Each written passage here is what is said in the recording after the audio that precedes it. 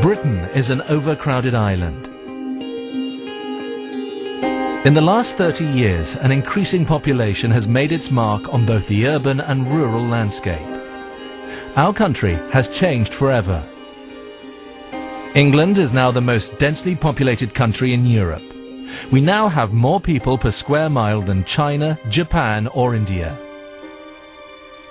Britain has an official population figure of almost 62 million, increasing at an unprecedented rate and putting an unsustainable strain on the fabric of the UK. The evidence is everywhere.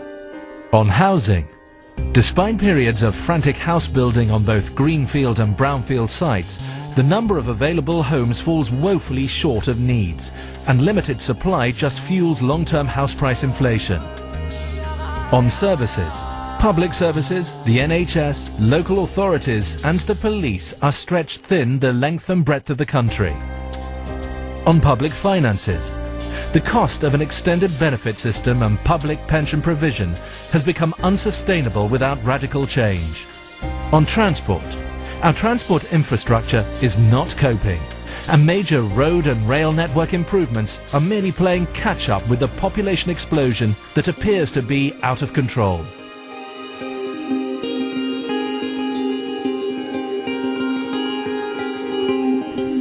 Population growth at this level is completely unsustainable for our country.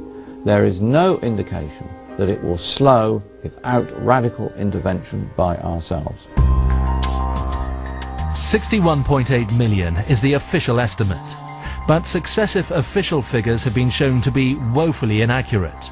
Many statistical indicators point to the real figure being much higher, and whichever trends you look at, they are all going up, with a significant upswing in recent years.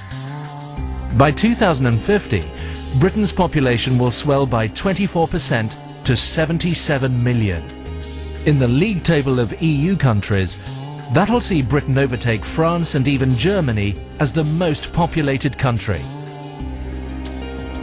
The consequences of this are widespread on the space we have to move around in as individuals, on the ethnic makeup of our population, on the provision of housing, on infrastructure, and of course on every aspect of our lives. Britain is full. We are a small, overcrowded island, and we're adding to the population at a rate that is simply unsustainable. We need radical solutions to address this problem.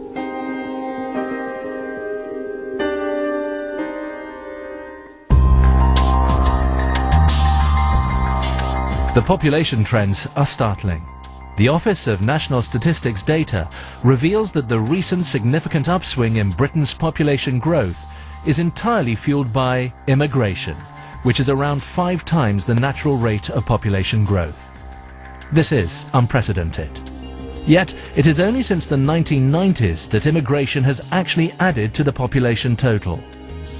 The upswing is due to, almost entirely, immigration, which itself is split into 2 parts: immigration from the EU countries of Eastern Europe and continued immigration from Asia, particularly the Indian subcontinent and Africa. We see that this has brought about a sense of strain and pressure on all the services, and it also, of course, threatens the sort of things that we're keen to achieve in the future, namely reduction in total CO2 emissions, general energy use, and of course land use itself. But over and above that is the huge anxiety which this population level and the prospective increase in it has brought to the native British people. You get the impression that this is an overcrowded country and that there's more and more people coming in all the time, and that it's putting a strain on our services and such like, and that the taxpayers footing the bill for it. In another 5-6 years, you've just sat in traffic all the time and you won't be moving nowhere, full stop. I think it is a worry. Drain on resources, much more crowded, things going up, and yeah, it's a concern. I think there is an overcrowding issue. I don't know, especially since the EU expansion into the east, there's been a lot more coming over. Yeah, it's really crowded here. More people are coming because they think that England is a country that's a bit free. I think we have lost control. I don't think we've got any control now.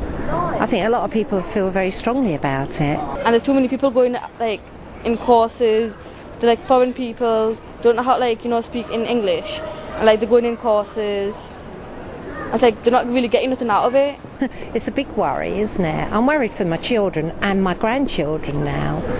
It's beginning to get like a car park everywhere in the roads, our pollution, everything about this country now is not good news at all, no. Well, now in Bradford there's more multicultural than there is of people who live here, who were born here. Of course, something's got to break somewhere.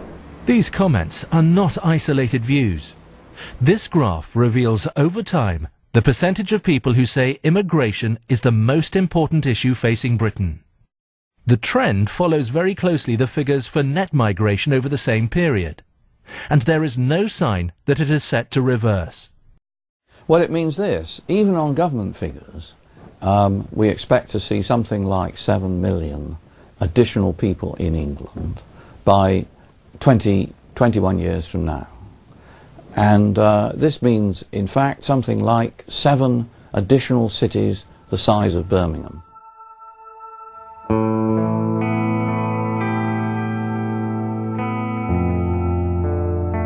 In the next 10 years, 3 million new homes need to be built in the southeast of England alone. These homes need to be built to accommodate the current and intended waves of immigrants. The largest single factor contributing to the number of new households being formed is net immigration. That's a new home for immigrants every 6 minutes.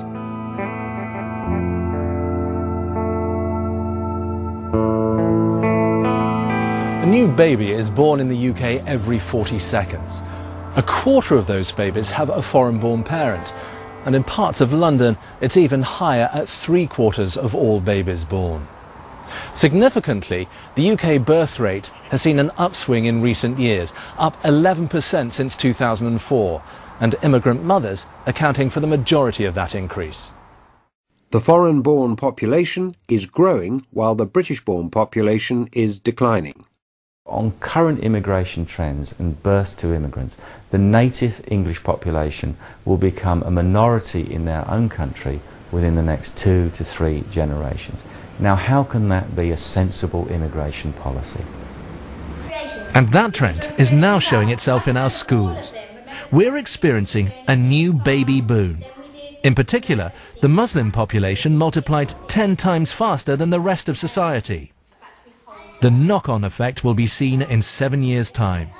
Schools will be swamped with increased demand, a result of the unprecedented increase in UK births.